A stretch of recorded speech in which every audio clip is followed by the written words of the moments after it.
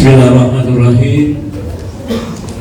Assalamualaikum warahmatullahi wabarakatuh. Waalaikumsalam warahmatullahi wabarakatuh. Alhamdulillahilladzi hadana li hadza wa ma kunna linahtadiya laula an hadanallah.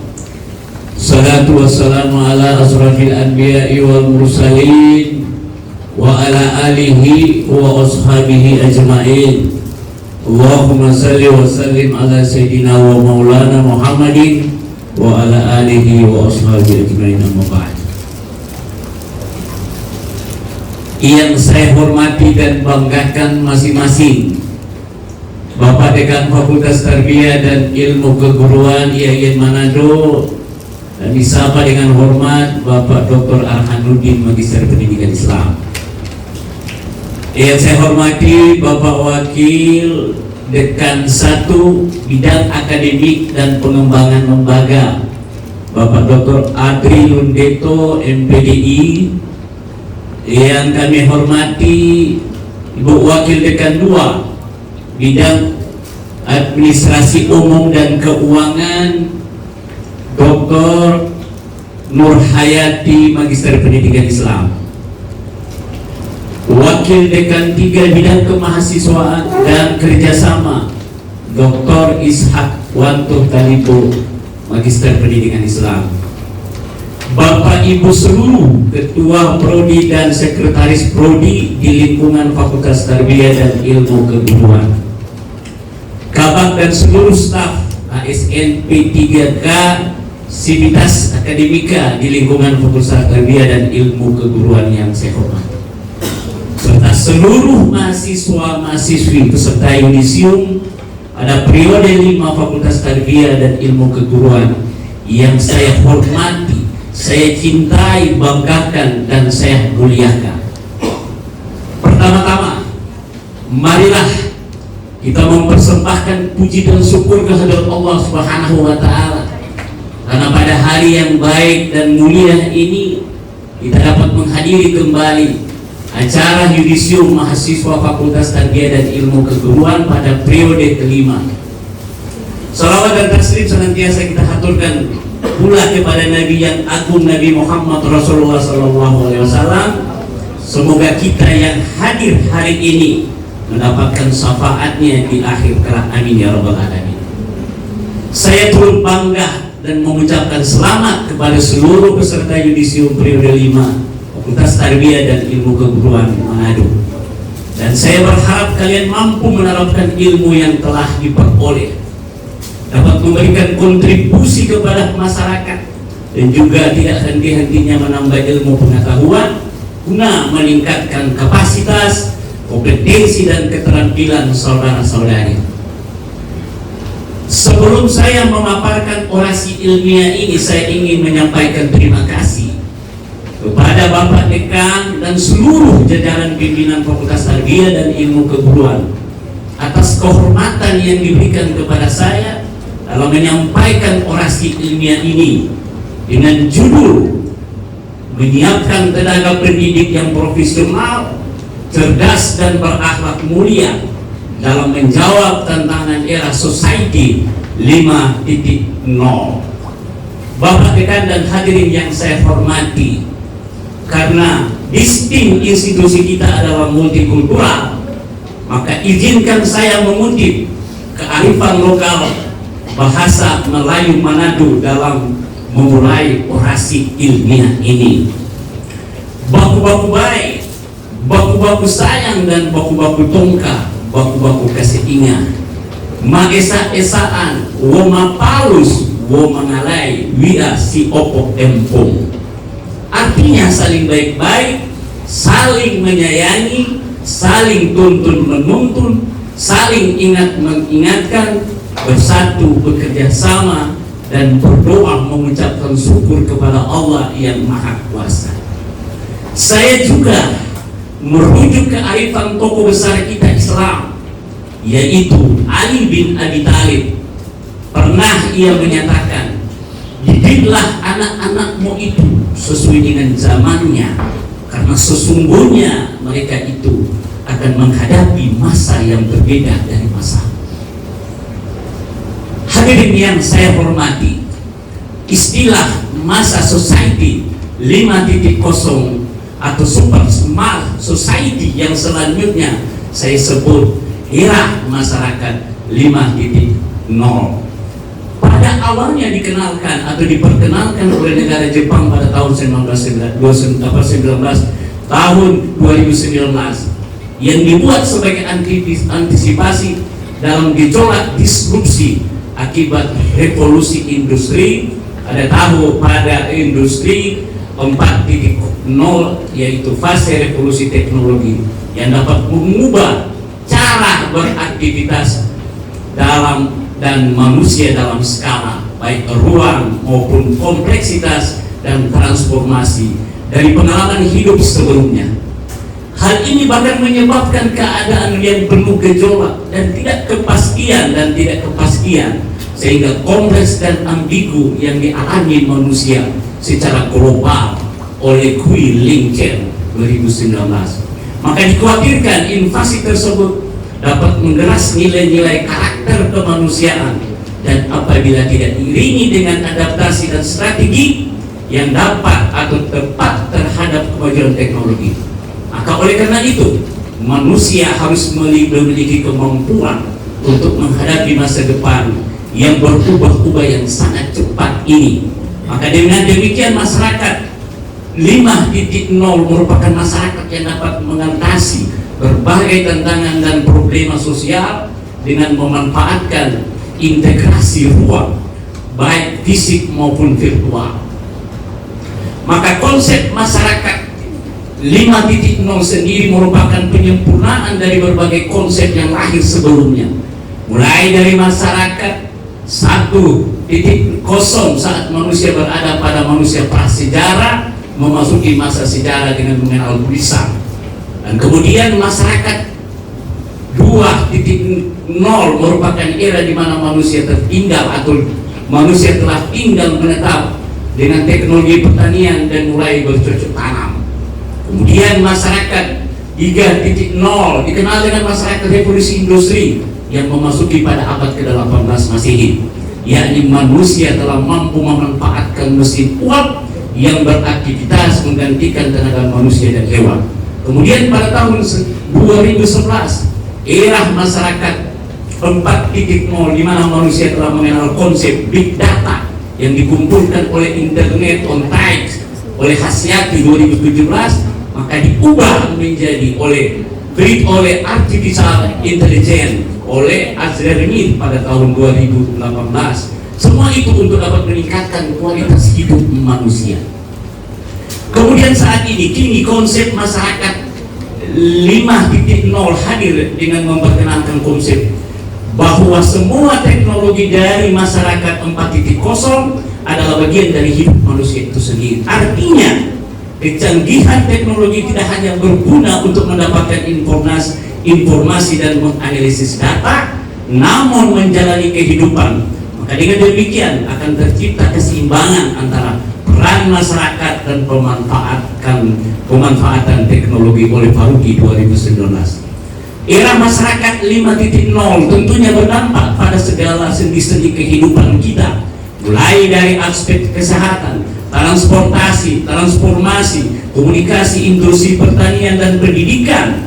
Menghadapi era ini bukanlah hal yang mudah, saudara-saudara, sehingga mempersiapkan hal yang terkait dengan era tersebut maka merupakan suatu keharusan dan suatu kewajiban.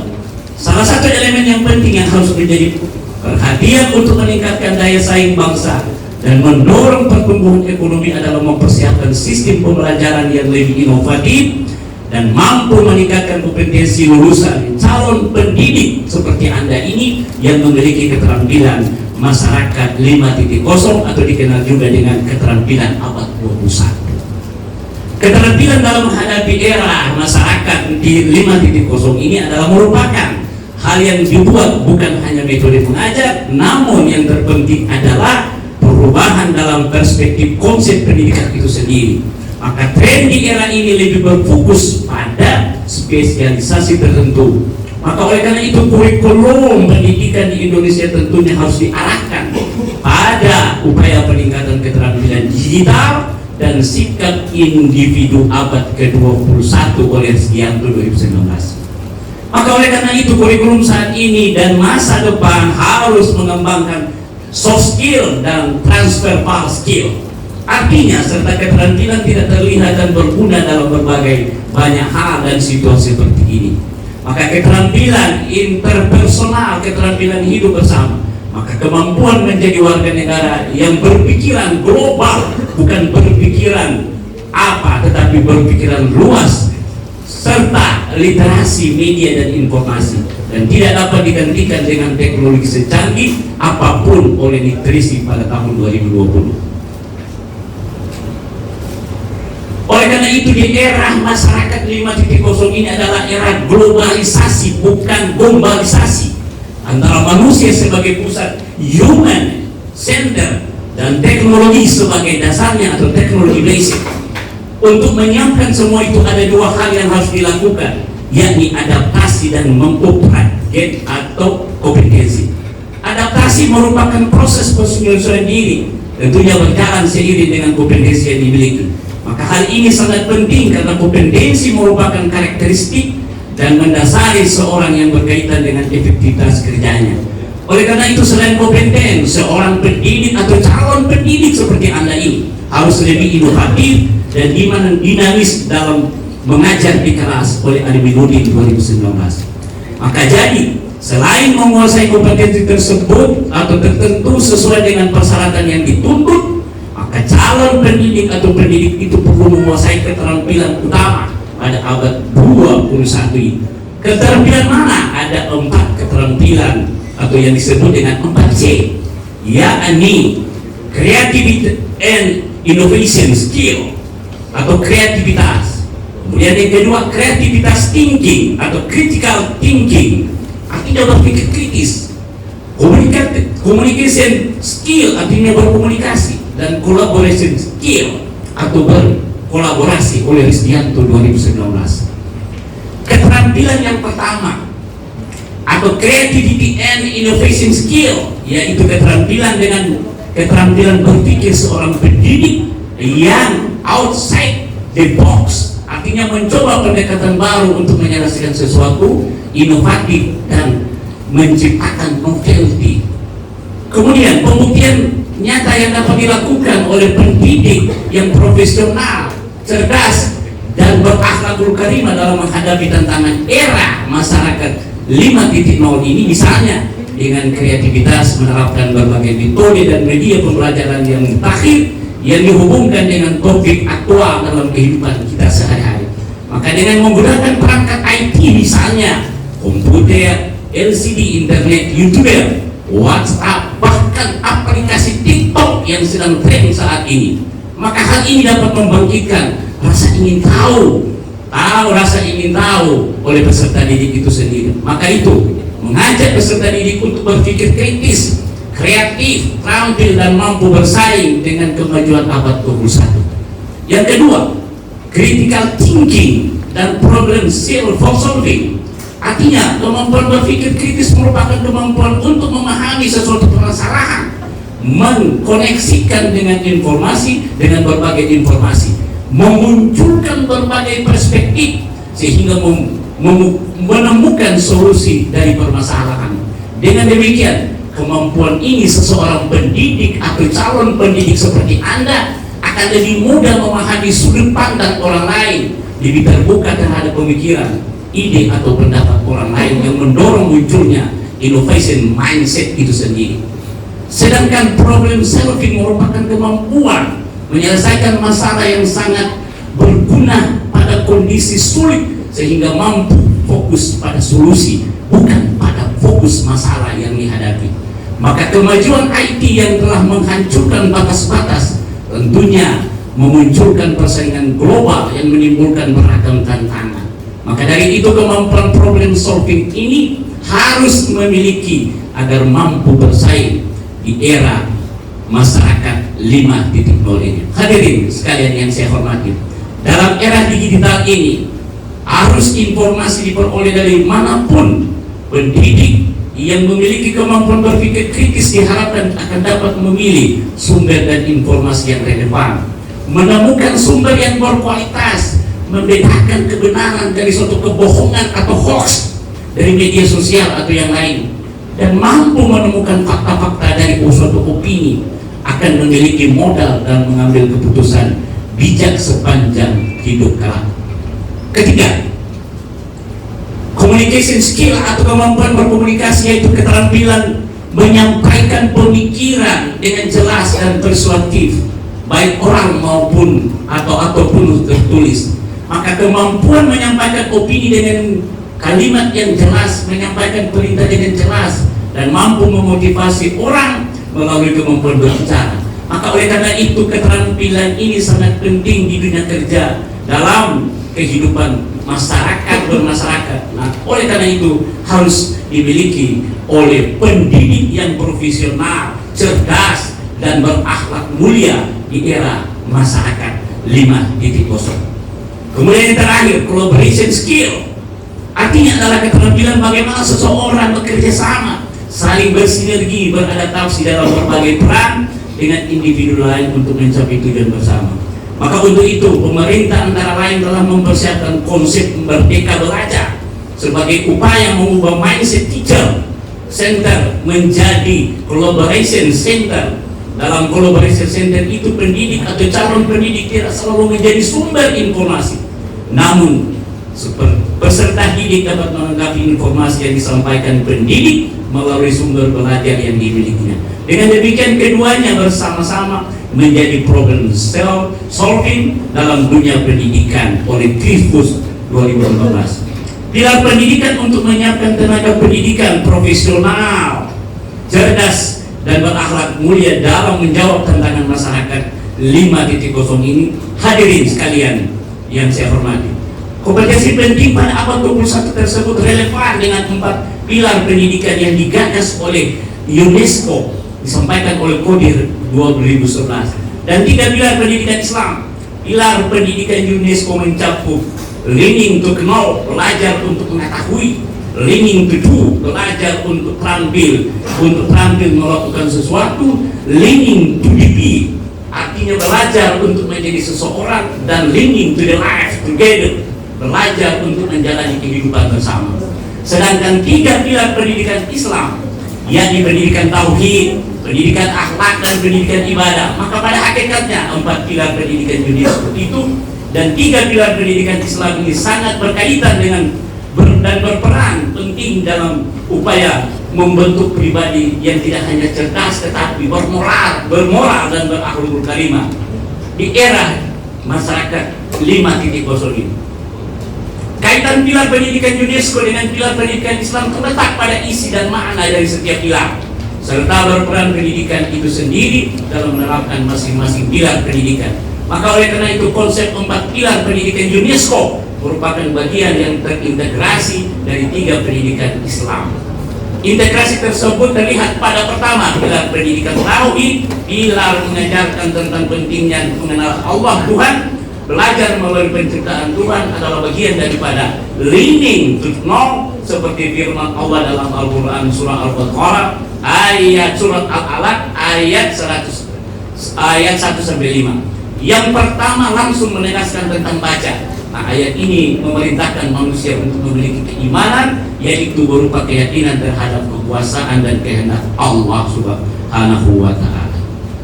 Kemudian yang kedua, pilar berpendidikan akhlak. Pendidikan akhlak atau pendidikan akhlak sangat penting dan menjadi fokus utama dalam pendidikan Islam, karena mengajarkan tentang budi pekerti, moral, etika, dan membangun karakter.